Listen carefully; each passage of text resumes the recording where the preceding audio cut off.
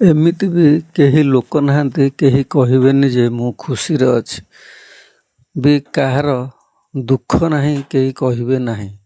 ସେଣିକି ଭିତର ମନରେ ଦୁଃଖ ଥାଉ କିମ୍ବା ଉପର ମନରେ ଦୁଃଖ ଥାଉ, କିନ୍ତୁ କିଏ ଦୁଃଖଟାକୁ ପରିପ୍ରକାଶ କରେ, କିଏ ଦୁଃଖଟାକୁ ଚାପିକିରି ହିଁ ରଖେ। ତେଣୁ ମଣିଷ ଜୀବନରେ ଦୁଃଖ ସମସ୍ତଙ୍କର, ଖୁସିରେ କେହି ବି ନାହାନ୍ତି।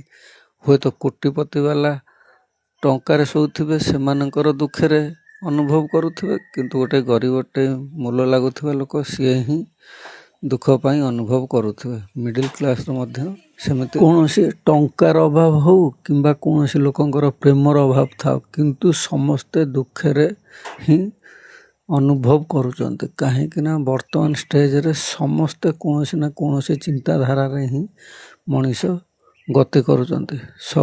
ସମସ୍ତଙ୍କର କଥା